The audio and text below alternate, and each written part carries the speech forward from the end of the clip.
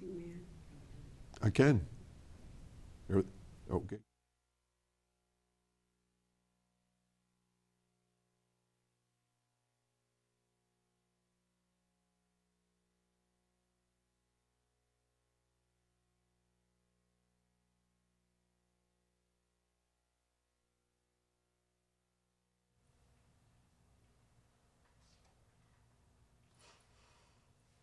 York, offering patients the most sophisticated medical advancements while keeping the ease and familiarity of a community hospital. Support for Chautauqua Sunrise has been provided by WRFA 107.9 FM, Jamestown's public radio station, streaming online 24/7 at WRFALP.com. Low power to the people. Chautauqua Sunrise is made possible by a grant from Fredonia Place, a continuing care retirement community providing dignity in a modern luxury environment. Meter's Restaurant, a family tradition for over 50 years in downtown Ripley, is a proud supporter of Chautauqua Sunrise. Meter's provides all-day dining, banquet services, and custom catering, specializing in pie. Funding for Chautauqua Sunrise is provided in part by the Chautauqua County Industrial Development Agency, with offices in Jamestown, Dunkirk, and Westfield, helping businesses to prosper throughout Chautauqua County. From supporting people with disabilities to enjoy great lives, to providing health care services that are available to anyone, the Resource Center has been improving our county for more than 60 years. Learn more about how the Resource Center makes a positive difference in people's lives.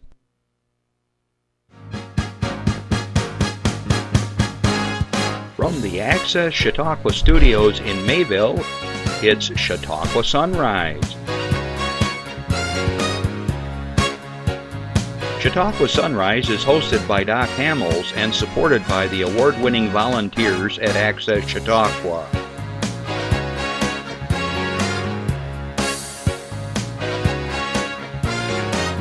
We are here to share local news, colorful interviews, and events of interest to everyone. Chautauqua Sunrise is broadcast live Saturday mornings each week from 9 to 10 a.m. Send events via email or call us live. Check us out on YouTube and Facebook. And now, from the Access Chautauqua Studios, it's Chautauqua Sunrise. I'm Doc Hamels, and I got a frog already in my throat. And welcome to the show, and I hope you're doing well. We are in the final throes, hopefully, of cold weather. It looks like we're really going to be warming up this week, and I'm looking forward to it. Unfortunately, I get this urge to start planting things, and I have to control myself that I gotta wait because those poor plants aren't going to make it through whatever the next cold spell comes before it really gets warm. But promising week. It looks like we're going to get in the 50s and 60s, and red-winged blackbirds are showing up. There's proof. Spring's on the way. I see some of my tulips and other things I planted. I say other things because I don't remember. I just bought a bunch of bulbs and stuck them in the ground in the fall. But I see they're maybe up about an inch. That's always kind of surprising to me how they have the ability to push through all that ice and snow, and then when it melts off, there they are. It's like magic. It's really cool. Okay, I want to say good morning, of course, to all of you that are watching us through streaming live throughout the world. We always encourage you to leave us a little note or like us so that we can check out where you're from. Just the times that we live in right now, we need to stay united and stay together, and we hope that you're enjoying the show and the shows that come down the road. We try to promote what's going on here in our part of the world. And I know just from my own experience in talking to folks around the world that our lives are pretty similar in many respects. So anyways, good morning to all of you. Good afternoon to all of my listeners on WRFA 107.9, low power to the people. Thanks for listening in. We've got a really good show, as always, for you today. It's going to be historical in nature. It's local. It's going to be really fun to listen to. And we're going to have a lot of photos, so we're going to do our utmost to describe them for those that are listening. Now, if you are interested to actually see what we're talking about, you can go to YouTube and then look up the show and or my guest and so forth, and the show will be right there, and you can actually see what we were talking about. But anyways, glad you could tune in, and happy to have you here. All right, as you know, this is the live show here in Chautauqua County. I don't know any others so far. Anybody else hear anything about live shows besides us? Nope, still going. All right. And you can give us a call at 716-753-5225 if you want to ask a question or a comment. And today you might have a question because it's going to be very historical, and you may want to know more because it's really, really cool. All right. If you have an announcement for your club or organization, I have a pile of things I got to go through with you all today. I'm really happy about that because that tells me that things are getting better out there in the world because people are doing things again. And so we have lots of good announcements to share with you about what's going on. It's free of charge, doesn't cost a thing. And if you do want to call us, that's free. If you don't want to talk to me and you're shy, Randy will take the call, write it down, and he'll let us know what it is, and I'll announce it. All right. So just to give you also some other information, I mentioned twice now. Today we're going to be talking about history in Chautauqua County. Next week will be a pre-tape show, so you'll see us, but I won't actually be physically here. It will not be live. It'll be all done, and that will be on. Well, I'm going to give you a little sneak preview about folks that were involved with the Civil War right here in Chautauqua County with my friend Dave Brown, all right, Dr. Dave. So that's coming up next week. This week will be a little different piece of history, and so we got back-to-back historical shows. All right, so next week don't call in because you can't. Nobody will be here to answer it.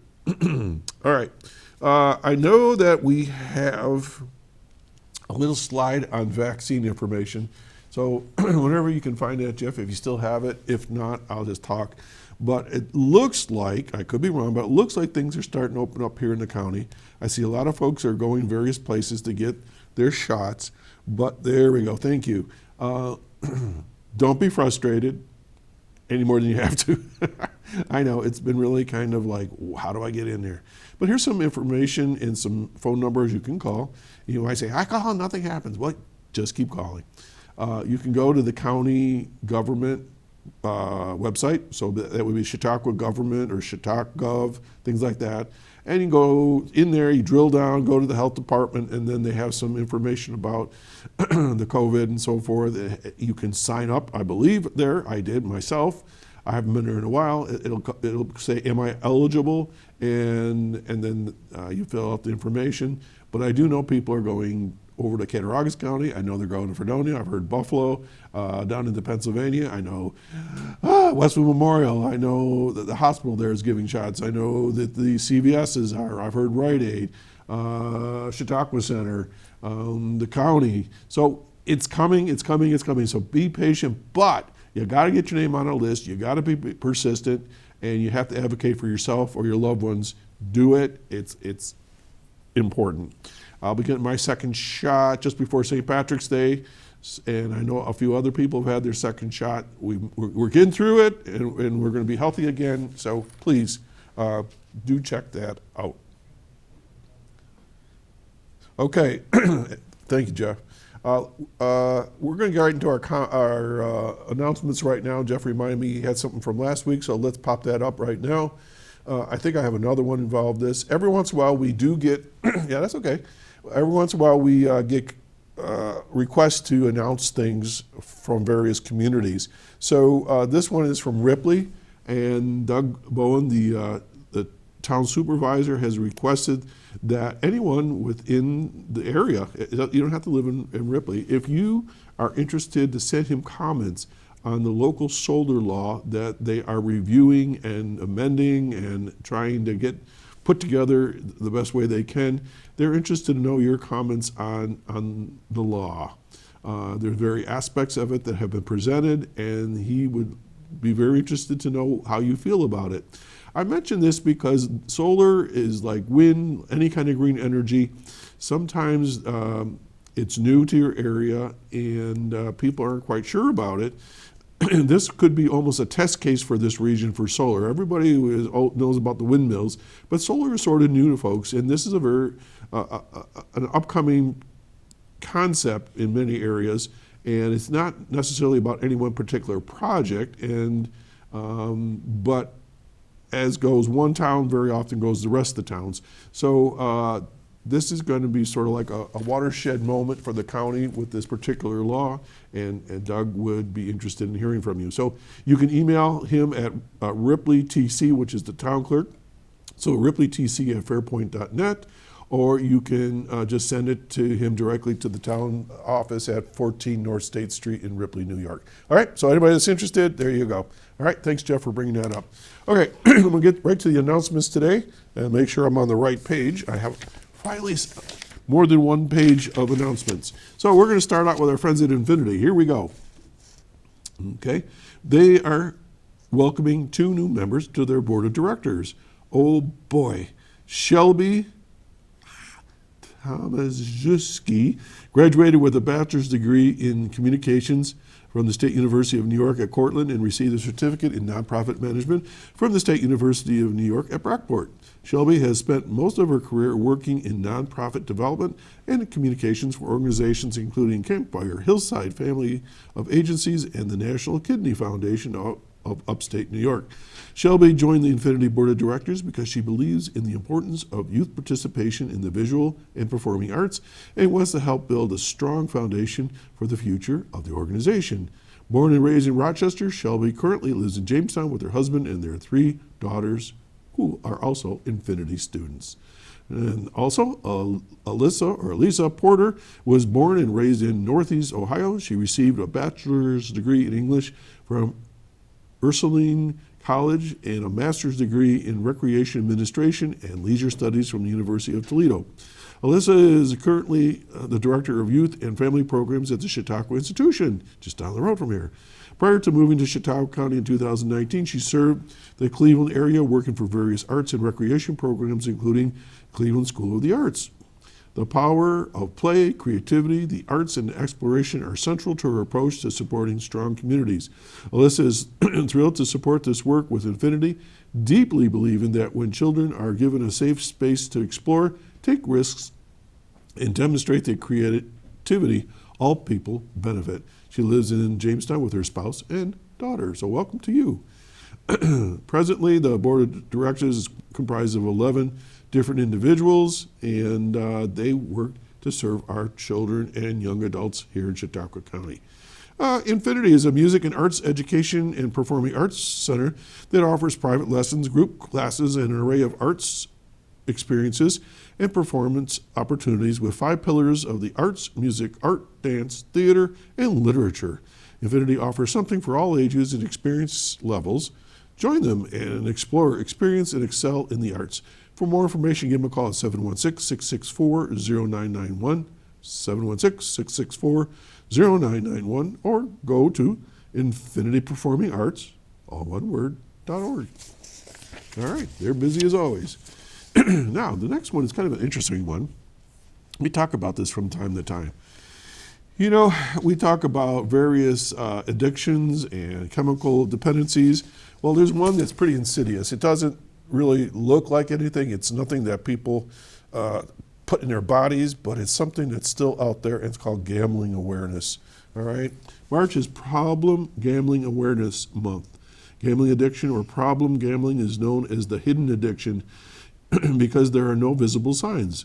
Unlike substance use disorders, you can visibly see the effects of someone's gambling. For example, if someone has been drinking, you can't visibly see the effects of someone's gambling. For example, if someone has been drinking, you may smell alcohol, or they may be slurring their speech. Because of the lack of visibility, often those suffering from a gambling addiction can hide it longer than someone on alcohol or substance abuse disorder. Usually, gambling addiction is discovered when there is a loss of accessibility to money and or negative actions occur. Some warning signs to look for. Most adults who gamble do it as a recreational fun activity, without any negative consequences. For some, it can become a problem, just like alcohol or drugs. Okay, so here are some things to look for. Thinking often about gambling. Covering up, lying about gambling behaviors. Missing time with friends and loved ones to gamble. Gambling to escape problems or negative feelings. Gambling more money than planned or can afford. Trying unsuccessfully to cut back or stop gambling. Gambling is also an issue with young folks as well, and of course adults. So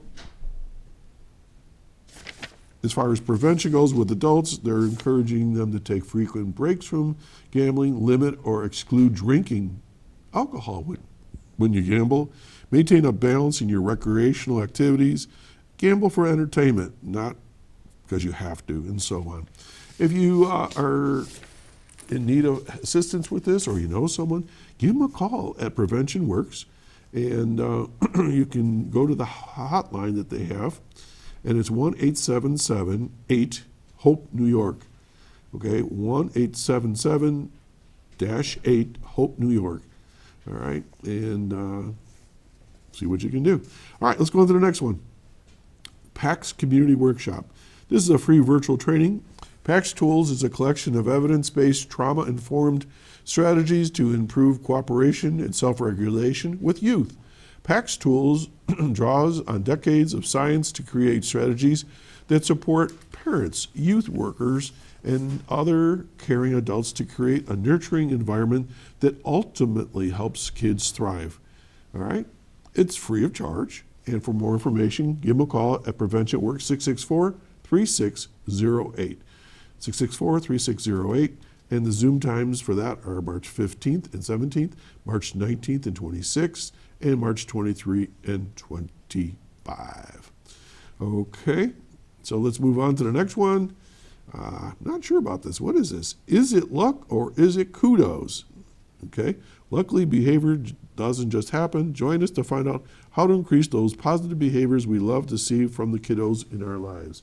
And this is more from our friends from Prevention Works. It's a Facebook Live thing, March 10th at 11 a.m.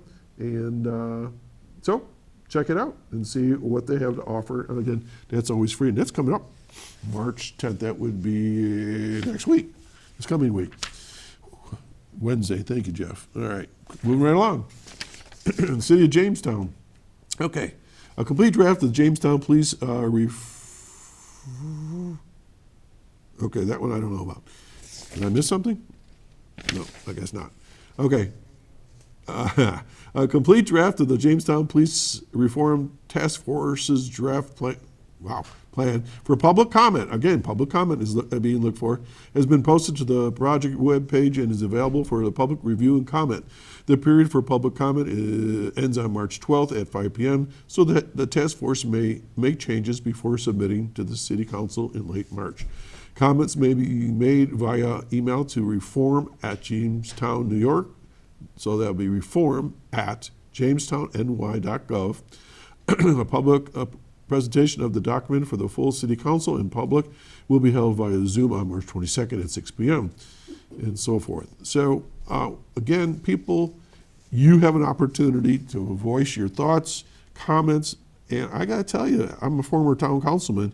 We do accept and listen to quite often what people are saying, and you may have an idea that people on these boards haven't thought of. So voice your opinion. So, check it out. So the solar project and also now a police reform plan for Jamestown. Okay. My goodness. Number 19, Black Balloon. Black Balloon Day is March 6th. That's today. It's an international event to bring awareness to overdose deaths. Individuals and organizations across the country display black balloons as a sign that everyone is affected by substance abuse, overdose, and fatal overdoses. In 2020, 28 lives were lost in Chautauqua County due to overdose. Let's try that again. 28 lives were lost here in our county due to overdose. Let that sink in. Children lose parents, parents lose children, friends lose loved ones, and so much more. One of the best things that we can do is talk openly and honestly about substance abuse, and in those conversations, remove stigmatizing language, Together we can all work to prevent substance abuse and in turn work together to save precious lives and keep families intact. Something to think about, folks. Okay, let's move on. I got this from the Chamber of Commerce, and this is from Todd Tranum, and this is sort of an update on what's going on with COVID. I'll just read parts of it here. As more and more New Yorkers are being vaccinated for COVID-19, the state is loosening some restrictions on public gatherings and is preparing to open arts and entertainment venues at limited capacity. However, we all must continue to follow safety protocols if we are to protect our businesses and communities as a whole. All right, here we go.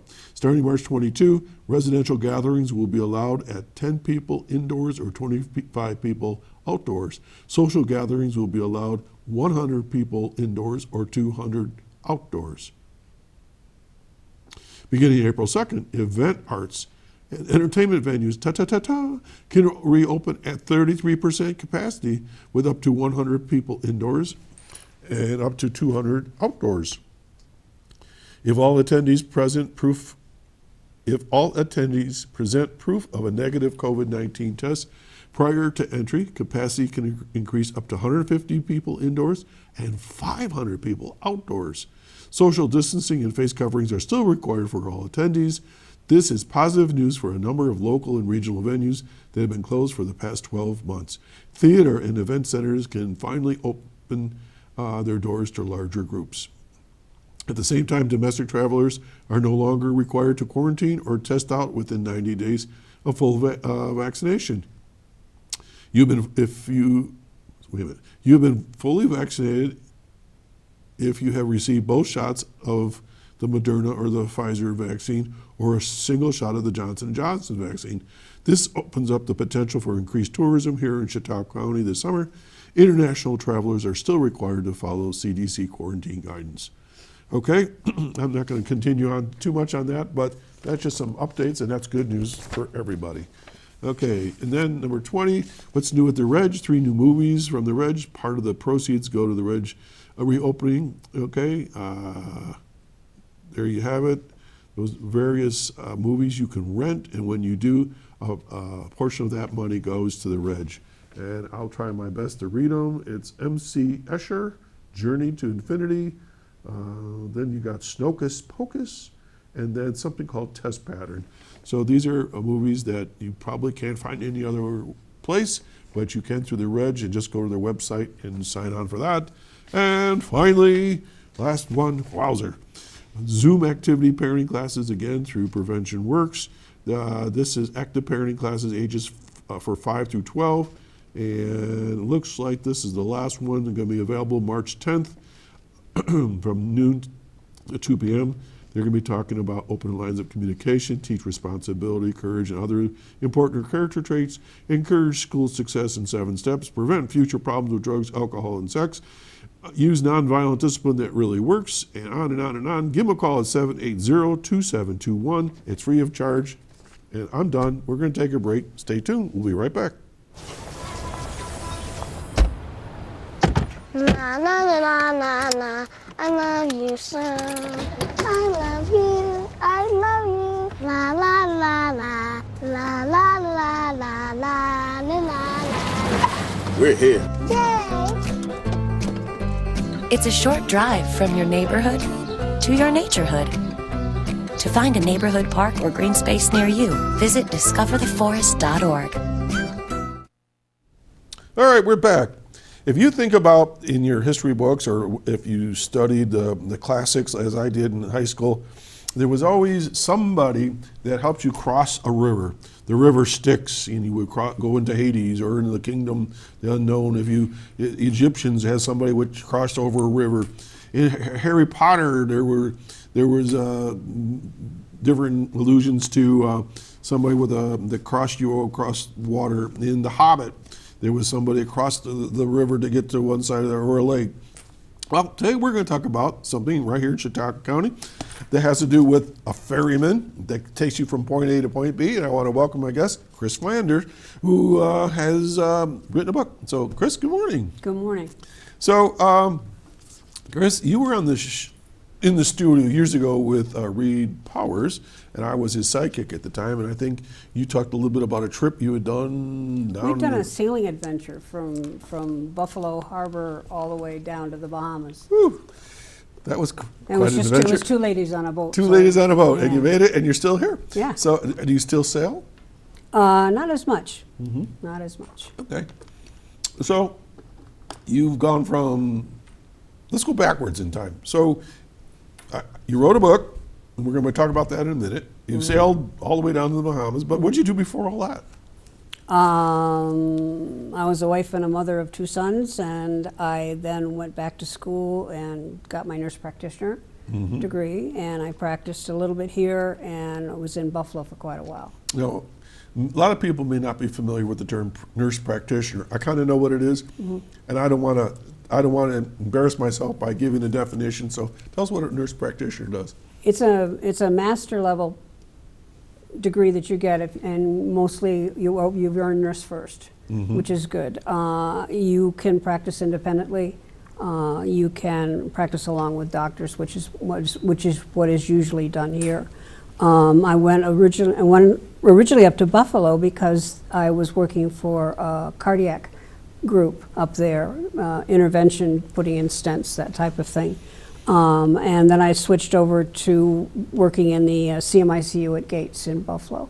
It was a good career, really good career. Good for you. Yeah. And I know nurse practitioner is a high level, high degree of responsibility, I guess you'd say. So that's great. We have quite a few nurses in our family, so that's nice to hear. Well, we're handy to have around. You know. Okay, so Chris Flanders, you wrote a book, and tell us about it. Why did you write it, and what's the backstory on it? Well, in my retirement, I've gotten onto the board of the Bemus Point Stow Ferry, and I'm also become a driver for the ferry. So my partner and I drive the ferry? We drive the ferry on Sunday nights. And we hear all these stories and all these wonderful people coming back that have been away, remember being on it when they were little. It's a great thing to do, and it's run by the Sealand Corporation, and they have taken over the ferry exclusively. That's the only boat that they have now, and we've been trying to figure out a good way to raise some more money to do all the repairs that we've done over the last 3 years. And I thought, I'll write a book. All right. You know, I had 2,000 or 3,000 photos of the ferry. I thought maybe writing a book would be a good idea. Now, Randy works with you? Yep. Randy Burton? He's on the ferry. Well, what's his job? He actually is doing the website for the ferry, and I'm helping him with that. And that's going to be a very nice thing, a nice part of our advertising. To be a driver, are you a captain? Well, I have my captain's license from the Coast Guard. Okay, 100 ton. I got that when we went away to go to the Bahamas. But you have to have a pilot engineer license to drive the ferry, and you can get that through the Department of Recreation in New York State. And you have to take an exam. You have to retake the exam every 5 years, and you're issued a license, pilot's license. I'm sitting here and, oh, that's way cool. It's way cool, yeah. It's way cool. It's really good, yeah. Wow. You know, Is it hard? And this year we are using people that aren't licensed to be the second person on the ferry. So there's always going to be 2 people. So like Gilligan. Yeah, kind of like that. Yeah, exactly. Oh, wow. I didn't realize that. All right. So I think a lot of people, they forget that, you know, you take on a project, but something has to support it. So it's sort of like, good news, I'm going to give you a pony for your birthday. And then they walk away. It's like, well, wait a minute. I find things like the ferry is like that pony. It's like, congratulations, you got a ferry, now take care of it. So what kind of upkeep is there? The upkeep's huge. I mean, the boat itself, the hull of the boat is 1929 steel hull. And everything else on it is been taken care of, sort of, all along, maintenance work. But years ago, it was taken over, in 1944, it was taken over by the Highway Department, by the county. And they ran it. It was actually part of the Highway Department. In fact, people's GPS will still take them across it, even in the winter when we're not there. So that's kind of bad. That was run 18 hours a day, 7 days a week. It was tough. The ferry had some maintenance done on it by them, but not a whole lot. It just was used and used and used. When we took it over, when the bridge was built in '82, the ferry should have died at that point, and it didn't. There were too many people that didn't want it to go away because it's been such a big part of the county. The ferry was started in 1811. I mean, so this 1811. So this year will be the 210th season. That's one of the oldest things in the county. Yes. Okay. I mentioned I'm a town historian. In 1811, get you. Well, Chautauqua County was formed in 1811. Yeah. Because, I mean, in Ripley, because it finally had 500 settlers. Right, and in Ripley, you know, we go back to 1816 as a corporated community, but we have settlers back in 1804 and things like that. So this was a pretty kind of like a virgin woods and pretty This was virgin primitive. woods. I mean, William Bemus and James Prendergast came. They were living in Troy at the time, and they brought their extended families and came west to the wilderness. They were actually going to Tennessee. They went to Tennessee. They didn't like it, but they had passed through Chautauqua County, and they came back because it was perfect. It was just what they wanted. His older brother, Prendergast, settled in Ripley. Just his house still exists just at the bottom of our road on Route 20. Well, there you go. There you go. It's amazing. So in 1805, William Bemus and his family bought land. He bought land on both sides, Bemus and Stow, and his son Thomas settled on Stow's side. They had pastures on both sides. They had cattle to bring back and forth. They had feed that had to go back and forth. Okay. And so they made a really rough log raft, and they poled it across and poled it back, and it's about 1,000 feet. It's not that far, but if the wind's blowing, the lake's pretty shallow, the waves get high, it's tough to get back and forth. Yeah. There was no alternative to going there weren't roads on the side of the road. There were just barely trails. There were no trolleys yet. There were no steamboats yet. So other people said, please, can you help me? Can I get across? It saved them 5 days going around the end of the lake. Are you kidding? By horse. Wow. 23 miles. Yeah. And it also saved them just a huge amount of trouble, you know, because the roads weren't there. So it was, how do I put this? Extremely important to the community. it was like this. It's like the center of the county. Okay, Yeah. The lake was a very big part of commerce in the beginning. I mean, and so that helped everybody. It had a lot of changes in it. You know, it became a nice flat deck type log raft after a while. They eventually strung a rope across, and they could pull themselves back and forth because the poling was bad.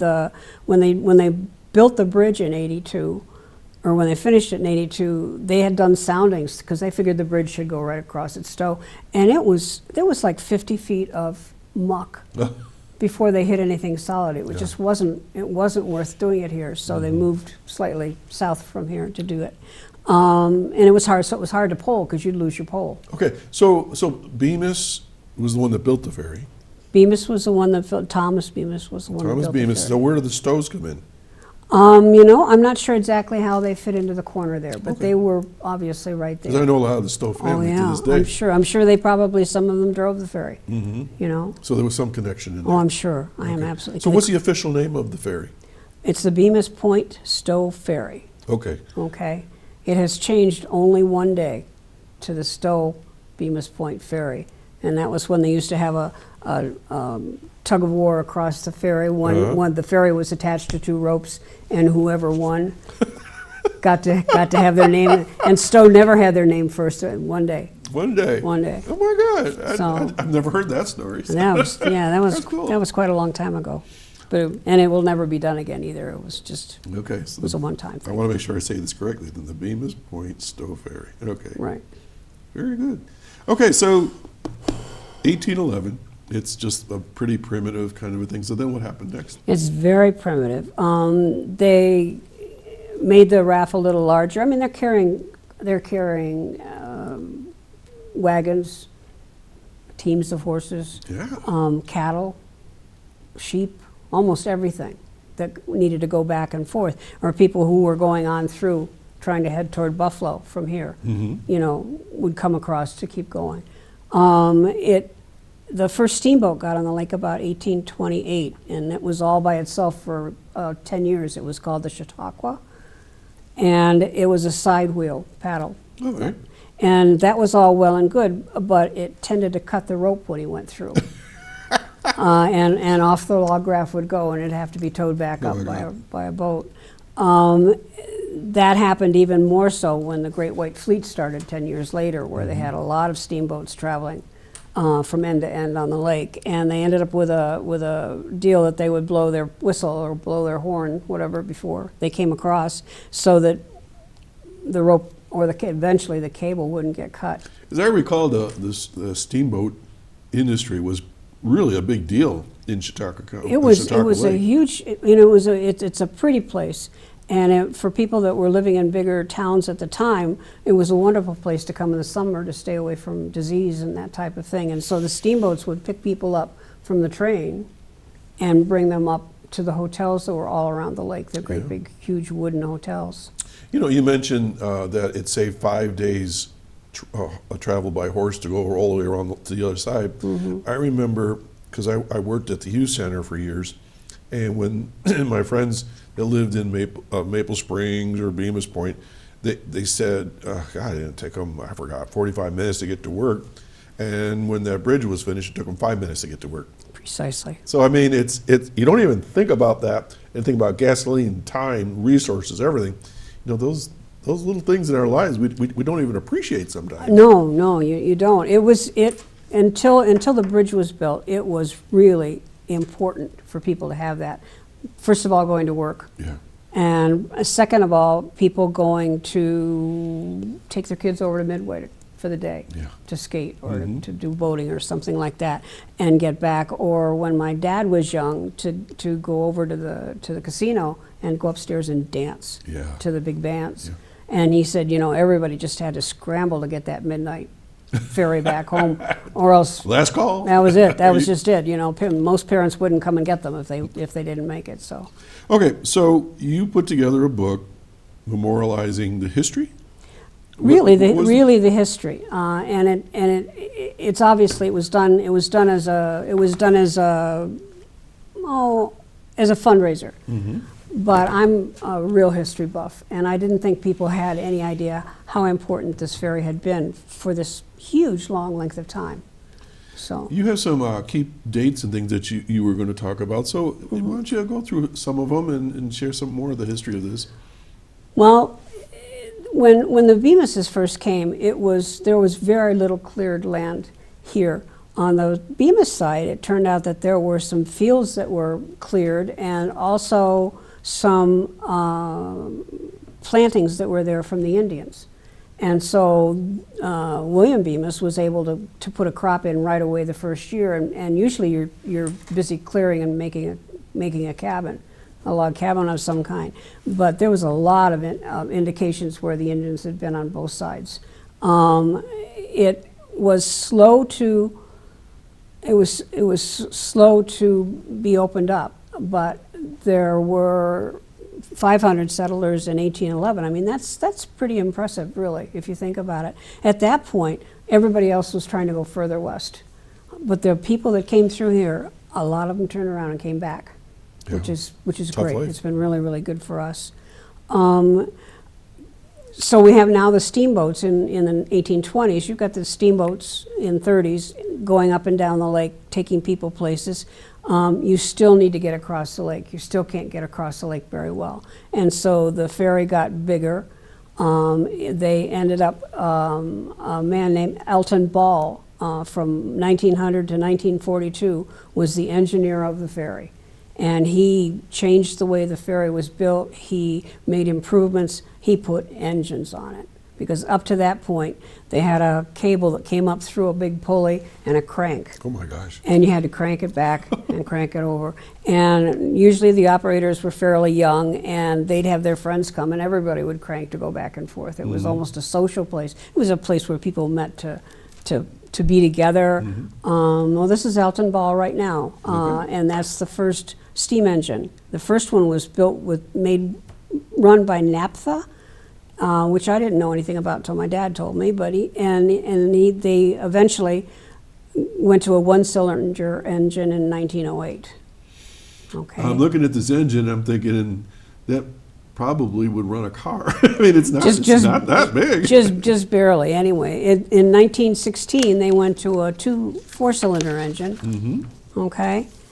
1928 they ran 2 ferries because Alton made a really good one. The hull was built in Jamestown, the big steel hull. It's the one that's on it now. And so they ran the old one and the new one for one season. How'd that work? It was two different cables? Complicated, yeah. Each of them had one cable. I never knew that. It worked, I guess. So anyway, to give an idea of why we were having to do so much maintenance on the ferry the last 3 years, that hull from 1929 is actually in pretty good shape considering. So Chautauqua County bought it in 1943. In 1944, the ferry sank at the dock at Stow. And the deck floated off. And they managed to get it all back together. They bailed it out. The fire companies bailed it out. Was there a storm or something? Yeah. Well, it was the ice going out did it. Oh, okay. Yeah. The ferry has always been parked at Stow, except for a couple of times. So makes you wonder why it isn't the Stow Bemus Point ferry. Yeah. So when the county got it, they enlarged it. They put it was 2 pontoons. They put a center one in. Okay. They made it wider. They put the engine off to the side on an outrigger type thing so that they could get more cars on. So we can get 9 cars and some people. Or we can have no cars and 50 people. And we've had it all different ways, that's for sure. Okay. So the bridge was started in 72. It got stopped right away. The construction got stopped for environmental purposes. 78 it started again. Finished in 82. That's when we took it over, and it's called the Sea Lion Project Limited. That's the name of our group. And the reason we took it over was that we didn't want to see it go. So we had the Sea Lion, which we built. Right. We had another boat named the Griffin. I don't remember that one. We had this, and we had the Chautauqua Belle. Right. Okay. So eventually the Chautauqua Belle was sold. Eventually the Sea Lion went to a place called Henricus in Virginia. It's a restored 1600 village. Right. They're going to restore it. Great. So now we have the ferry. We took it off the cables for the first time. People might not know that you can drive that without being hooked on the 2 cables. We put a big rudder on the back, start the engines up, the paddles go, and at about 3 miles an hour we can get all the way to Mayville in about 4 hours. It's not quick. The first time, let me show you another book. This is The Fairy Tale by Art Thomas. This is a book that he wrote in 2011. And he tells a story in here about that first time they took it off the cables. And he said, there were boats all around us. Everybody was having parties and, talking and laughing, And he said they made it from Stow to Midway, and everybody kind of left because it was going to take all day. So we've done that several times since to get the ferry repaired. We've taken it up and put it on the cradle in Mayville at the park and done some repair work. So it's okay. So she's been reconditioned. She's had some work done on her. But about 2018, we really hit the wall. We couldn't get it all done. We're an all-volunteer, not-for-profit organization, and boy, our volunteers are very handy. They can do everything. We've got welders, we've got people that do construction, we've got people who can do electric, we have people that really, really know boats. So up until 2018, we never really had to have anybody help us. Some of the companies down in Jamestown would have to make parts for it because they don't sell. There aren't that many ferries around anymore. They don't make widgets anymore. So we're one of only 2 or 3 cable ferries left in the country. Wow. So it's really worth keeping her here. Yep, lots of history. Lots and lots of history. So before I want to talk to you right now at this point is people are saying, well, how do I get a copy of this book? How do they do that? Well, the book was finally came from the publisher. The printing house had COVID, so that got delayed, and I got it the week before Christmas. Okay. So I sold it out of my house for a Right. long time. It's now at Off the Beaten Path. It's a bookstore in Lakewood. Okay. It's at the Town of North Harmony's new building on Stow Ferry Road. In the summer, it'll be at Hogan's. It'll be at Lawson Boat Center over in Bemus. It'll know be where that maybe is. at some of the other Bemus. It'll be in Chautauqua. Okay. And if anybody wants to carry it, I'd be glad to have you. I'd be glad to have Super. you give me a And- call. and That what would are be you, what are you great. charging for it? Charging $20 for it. Okay. The money goes directly to the ferry. Okay. I gave them the book. Awesome. So, Very good. yeah. We have a lot of pictures, and I know you got some notes, so maybe we just run. Let's run the I'll pictures. let That'd you be great. dialogue and narrate, and let's be as descriptive as we can. Okay. For those that are listening. All right, here we go. Well, this is to show that it's a historical ferry. So this is the markers at Stow and also at Bemus Point. And one of the more poignant things that happened when we were doing the repair is that had to be moved when we were swinging the ferry out of the water, Yeah. and it was upside down against a tree all summer. Made me sad. Anyway, so you see the next one. Yep. This is a real early picture of the ferry. This is in the Bemus end. And you can see the engines on the left side. It's the north side, because the winds tend to come down the lake. All right, so these are black and whites. Obviously, it's early, so I'm guessing, what, 1920s maybe? Probably 1920, 1910, something like that. Okay. Straw hats on them and big hoop dresses. Just awesome, just awesome. All little kids riding the ferry. I bet that would have been a lot of fun in those days for them. So there's part of the Great White Way. That's the Pittsburgh, I think. And this is a lady sitting waiting at the Bemus dock. 1,000 feet, you said. 1,000 feet. And it says 5 days by horse. Isn't that amazing? It's unbelievable, really, really. Oh, there's God, is that a Model T or something? That's a Model T, I think, yeah. Yeah, it's on and that particular version of the ferry is pretty narrow. It is old. The slides seem to have narrowed down a little bit, but it still was not very wide. But Yeah. Model Ts weren't very So wide. there's the driver and his passengers. Okay, there's the ball again. That's Alton Ball again, and one of his steam By any machines. chance, was he related to Lucille Ball? Or don't know? Everybody's asked me, not that we know of, not that we can find out. These drivers, they've got a metal railing around the wooden platform now. It's much wider now. Actually have uniforms on and hats, so look quite official. I Very think. official, and there's 2 cars on there now. 2 cars on there now, yeah. Now, you have to have certain safety features on there, like life preservers and... We have life preservers for everybody. We've got all kinds of safety things. We have hoops in case somebody goes over. We have just. How deep is the water there?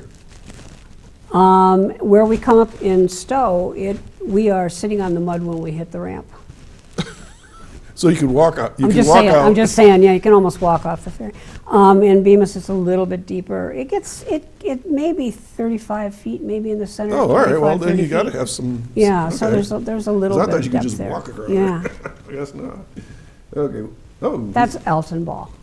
Arr. Isn't he grand? Yeah, I love his hat. I love his collar. I think that's Oh yeah, just look so how high. cool. It gets really windy out there, I bet. He was one of the people that was, I mean, we have several people that have been really big as far as the ferry is concerned. He was one of them. Now, he was the engineer for many years? 40 years, 42 years. Really? Really? Woo. Yeah, Okay. yeah. This is 1944, the rates for going across the ferry. So passenger car, including all occupants, was a whopping 25 cents. Exactly. So, But look and at the livestock at the bottom. livestock on It was foot always per cheaper to head, take 10 your cow over than it was to Yeah. take your car. just pedestrians 5 cents. So what are the rates now? It's all donation. Oh, It's all done okay, by donation, okay. so we don't have to worry about that anymore. Oh, now we're up to Well, kind of the 60s. Six Yeah, cars? pretty close, yeah. And you can see they've got, it's off on an outrigger, the engine, all right. And the docking at each end, you can see the casino. I think the casino was built in the 20s. But this just gives you a little bit idea of how many cars they could get on. So if you start on the Stow side, you get everybody loaded up, how long does it take now to go from point A to point B? It takes probably about 10 minutes to go across, and it takes about 5 or 6 minutes to unload and load. It's the time factor is incredible. I can't imagine doing it in rough water. Oh, But this is, again, another older picture. It just shows you how much people needed to use this. They really liked it. and they probably lined up for a long Yep, time to get yeah. across. It was This is the best another way one to of the go. old postcards from the 70s. So the little houses on the corners have all been different sizes and shapes. 2 of them on the north side are where the controls are to drive the ferry back and forth. And all the little kids that get on the ferry think it's going to be a great big wheel. But we don't have to go anywhere. We just go, and Straight line. it's a joystick. It's really quite a disappointment. We let them push the joystick anyway, but anyway, yeah, the slides are quite narrow right now for some reason. But So there it's leaving, I don't know, what side are we it's on? leaving Stow because Stow. the lighthouse is All right, right now there. there's 2 little towers there. What are those? The birdhouses or those are the houses on the side of the. The 2 sides there with the glass and the Oh, those are the corner. There's a house in each corner, a pilot house in each corner. Oh, I They're didn't realize they were that tall. They aren't that tall. The slide's all condensed. It's all squished Okay. right now. Yeah. Anyway, and it Okay, shows, you okay. see the 2 birdhouses behind there. Uh-huh. Those are Purple Mountain houses. They're Oh, all they're right. birds that everybody really, really wants to keep coming back here. We've got, Lighthouse has Purple Mountain houses, Jamestown has them. We've got them up in Chautauqua. I have one at my house and they haven't come yet. Well, they put them there because the spotlights attract so many bugs. It was really annoying, and the Purple Mountains take care of it, so. Good. So this is the other Big piece. John. There's John Cheney He's been here. and his wife Betty Lou. They did their 40 years for the ferry. Uh-huh. Just did everything.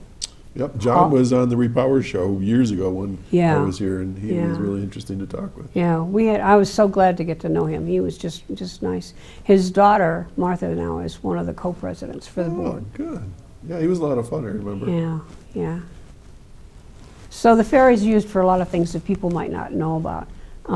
Every summer in June, we get 4th graders to come from almost all the schools, and we put them on a tarp on the deck, and John and Betty Lou would tell them all about the ferry and how to use a life jacket and that type of thing. It's neat for the kids. Well, in 4th grade, they learned New York State history. So this is part of the it, local. yeah. We have a phone call. Want to take a phone call? Mm-hmm. All right, good morning, caller. Good morning, Dad. Good morning, Chris. This is Linda Spalding. Hi. Chris, I'm great to see. It's wonderful to see you on the show. You must know how much I love to take that ferry. I have been a fan of it for years, and I take it every summer. Good. When it's running. Well, it'll be running starting Memorial Day. All Oh, right. that will be wonderful. It'll That's be- wonderful. I'm so glad that it has been restored and we have it in use again. Well, it's so much part of Chautauqua County, isn't it? Oh, it is. I mean, all you have to say is Everybody's got a story. everybody. You just say take the ferry, and everybody knows what you're talking about. You know. Yeah, yeah, and you can get on as a pedestrian or with your bike or your car or whatever. Exactly. It's good. No, it needs to still be here. Oh, it does. Yeah. It's really part of our wonderful Chautauqua County. Mm-hmm. Well, I just wanted to say good morning and thank you, and have a wonderful weekend. All right. and Thanks week. for calling. All right, Lynn. Thanks as always. Take care. Okay, bye-bye. Super. All right, let's keep those photos rolling. All right. What we got? So this is them teaching the kids all about life jackets. John is quite a prankster. He would. There are straps that go under the kids' legs, and he'll reach back to the handle and lift them up off the ground. And then Betty would always make him put the kids down. He said, "No, you can't do that," you know. So. Give him a hard time. So the ferry also, because a lot of these old car groups, bicycle groups, they all use the ferry as a figure-8 course. And so we always have, sometimes we'll even run it a special day if they're coming through to let them come on. And these guys just love coming across the ferry. All right, now I see the pilot houses. They're more They're the right size. they're taller than I am, but they're not as tall in as the other top. picture, they look like about Yeah. 20 feet tall. Exactly, Okay. exactly. And motorcycles. Oh, my groups. So gosh. And they are the best tippers. They come Really? through, they are so tickled to be on the ferry. How many motorcycles can you fit? Do you know offhand? How many what? Motorcycles? We've had, I think, 30 on. Well, that makes about Yeah, sense. Yeah. it was most impressive. And how many cars now? 9, you said? 9 cars. 9 cars? Wow. And then all the bicycle. This is the Grand Fondo Yeah, race. yeah, the guys here, And they ride always in it. use that, and then they have the rest stop is there too, all the food, snacks, and drinks and stuff like that they do on the way across. Excellent. It's really, really nice. Uh-oh. So this is 2018, and a bunch of us in the cold weather came up and tore the wooden deck off. And at the time we took it off, it was long, 20-something foot long, 5 wide, 2x4s, and they're on their edges. And we found out that we had a lot of work to do. Yeah. That was really kind of a bellwether day. That was something. So I have a couple pictures here showing you, the general condition of the ferry when we finally took it up in 2018. Yeah. That's looking down into the bilge. Now, this is the 1929 Yeah. hull? Yeah, the steel hull is 1929. Mm-hmm. So some of it was cosmetic. This is cosmetic. It's not dangerous. But we brought her up at that time, and we replaced, I think, 12 of the I-beams that go across the metal deck. Wow. I think there's an aerial picture here that might show. There you go. Yeah. You can see the ones that we were replacing in the center there. This is up in Mayville at the park. Now, how do you get that out of the water? Is it on wheels or something? There's a carriage there that brings the Chautauqua Bell up, and we modify it to put the ferry on it. Gotcha. And then he has a bulldozer come and haul our self out of there. It works out just fine. Yeah.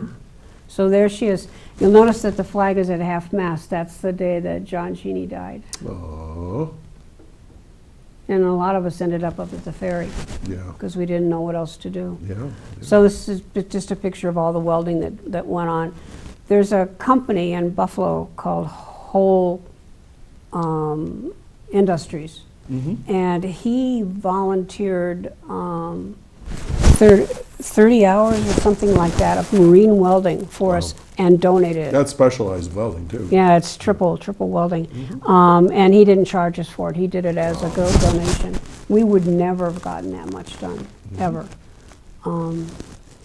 So we did, in 2018, we thought we had it aced. We had that. We were going to come back and put the deck on and have it inspected, and we were going to go. And we got down there, and the inspector wouldn't pass us.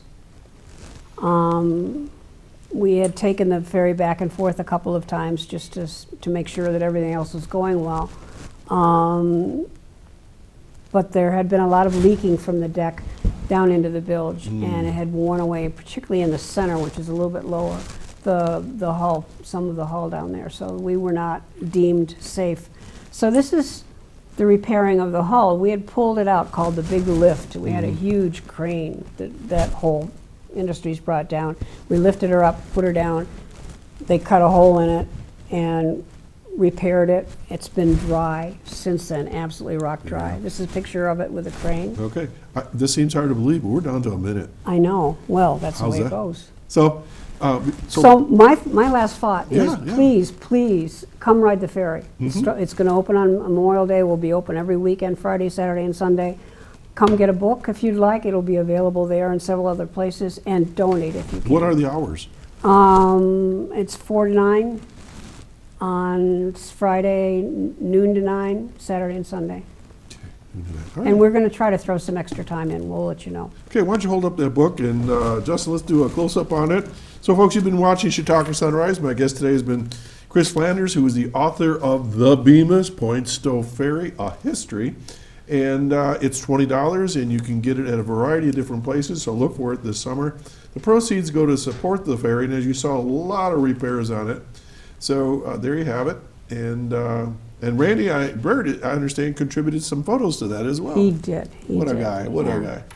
guy. All right, so that's a wrap. Chris, thanks for joining us. Thank you. And anything comes up with the ferry, let us know and we'll announce it for you. How's that We sound? will. We'll do that. All right, guys, next week it's pre-taped. Don't call in. You can call. I don't know if everybody will answer it, but don't call in. And then we're going to be back after St. Patrick's Day, so I guess I'll just say enjoy the warm weather. Be careful out there. And with St. Patrick's Day, be careful as well. And keep the mask on and the social distancing, and we'll all be safe. So take care, and we'll see you all again next time. I'm Doc Hamels. Bye-bye.